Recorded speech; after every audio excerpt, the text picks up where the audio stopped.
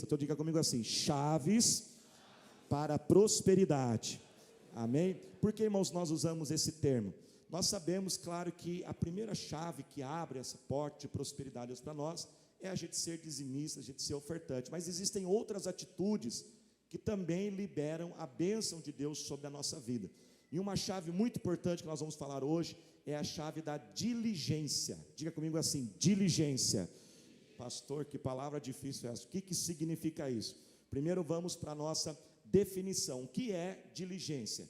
Diligência é a persistência implacável de um indivíduo a fim de resolver problemas, superar dificuldades e realizar tarefas com a máxima excelência, esforço, inteligência e paixão possível.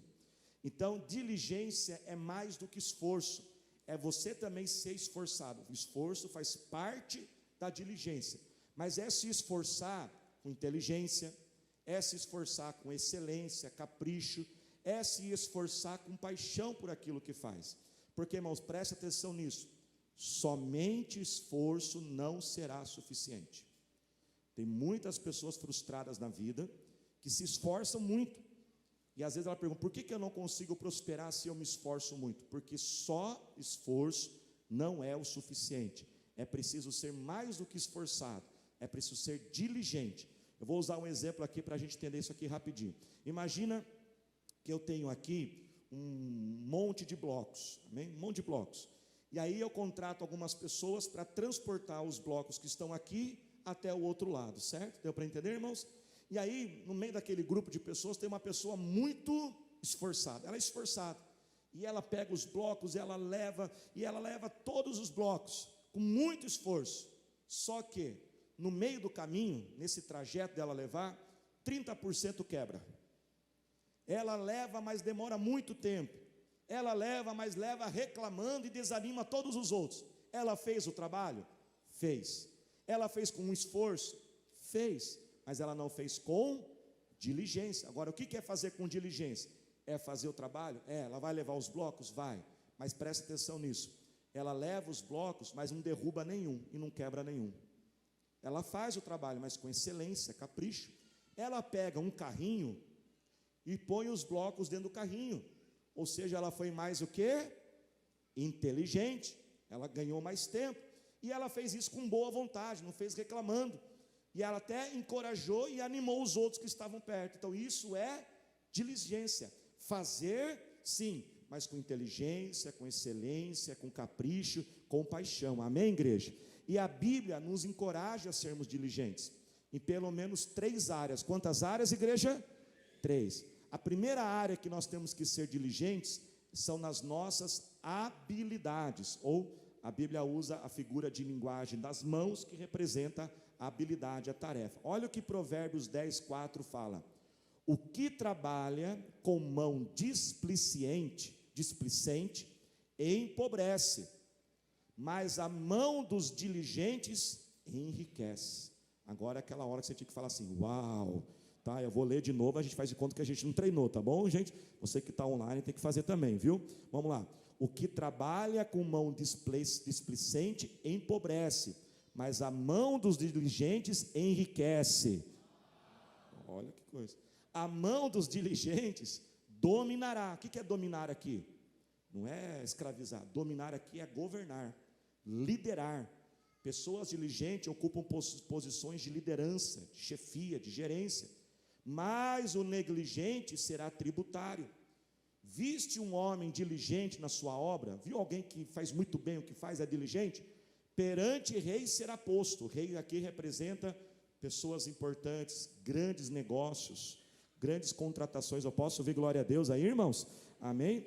Não permanecerá entre os de posição inferior. Algumas dicas aqui, irmãos, para a gente ser diligente nas nossas mãos. Aperfeiçoe as habilidades já existentes. Desenvolva novas habilidades. Seja caprichoso, faça com excelência. E adquira conhecimento o quê? Profundo. Ou seja, o que você faz, faça bem. Então vira para quem está do seu lado, diga para ele assim, fala para ele assim: eu não sei o que você faz, fala para ele aí, mas o que você fizer, Fala para ele, faça bem. Faça bem. Se você vende, venda bem. Treine, estude, leia, pesquisa, faça curso. Se você é mecânico, conserte bem. Se você dá aula, dê uma boa aula, mas tudo que você fizer, faça bem o que você faz. Seja diligente. Uma outra área que nós temos que ser diligente, irmãos, na nossa mente, nos nossos pensamentos, né? Ou seja, a nossa cabeça. Olha o que diz Provérbios 21:5. Os pensamentos, um pouquinho mais de retorno, por gentileza. Os pensamentos do diligente tendem só para a abundância. O pensamento do diligente tende para a abundância. Ele pensa coisas boas, positivas, ele espera, vai crescer, vai dar certo, eu vou conseguir isso aqui. Porém, os de todo apressado, pessoa que não gasta tempo pensando, tão somente para a pobreza. Romanos 12:2, não se amolde ao padrão deste mundo, transforme pela renovação da sua mente, para que sejam capazes de experimentar e comprovar a boa, agradável e perfeita vontade de Deus. A respeito da mente, presta atenção nisso, domine os pensamentos negativos, malignos e impuros. Domine esses pensamentos, tem que dominar eles. Não aceita ele não. Quando vier aqueles pensamentos sujos, pensamento negativo, pensamento de derrota, não aceita ele. Não fique pensando assim, como que eu posso pensar numa coisa dessa, né? Rejeita aquele pensamento, proteja a tua mente. Fala assim, eu não aceito isso em nome de Jesus. Começa a pensar em outras coisas. Você não pode ser escravo dos seus pensamentos. Proteja a sua mente, alimente os seus olhos, os seus ouvidos com aquilo que é saudável e produtivo. Por quê? Tudo que você vê, tudo que você ouve, entra na mente. Eu vou repetir, tudo que você vê, tudo que você ouve, entra na mente. O que você está assistindo, o que você está assistindo de filme, de seriado, que música você está ouvindo, que conversas que você tem, com que pessoas que você anda, tudo isso vai entrando na sua mente. E às vezes, irmãos, não é à toa que a gente fica assim, por que eu só penso essas coisas, por que eu não tenho esse desânimo? Porque nós estamos poluindo a nossa mente.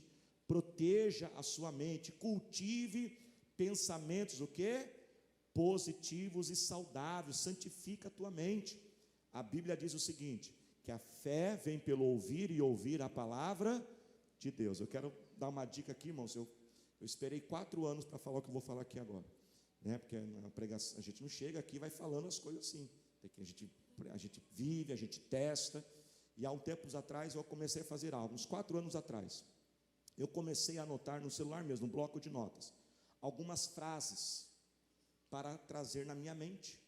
A palavra de Deus diz, a fé vem pelo ouvir, renova a sua mente. E eu comecei a escrever essas frases, de acordo com o dia a dia, ia surgindo, eu fui colocando ali. Não vou falar todas elas aqui, que é bem pessoal, né? Mas alguns exemplos, eu comecei a colocar, eu sou filho de Deus, eu sou amado, a minha família é o meu maior legado, o Senhor Jesus está comigo, e alguns versículos, e eu leio esses textos todos os dias, eu leio para mim mesmo, e eu vou lendo para quê, irmãos? Para curar a mente, proteger a mente. Isaías 43 diz o quê? Se eu passar pelo fogo, Deus vai estar comigo, se eu passar pelas águas, Ele está comigo. Salmos 1 verso 3 fala o seguinte, tudo que eu fizer vai dar certo, tudo que eu fizer vai prosperar. Josué capítulo 1 versículo 9, não tenha medo, eu estou com você, seja forte e corajoso.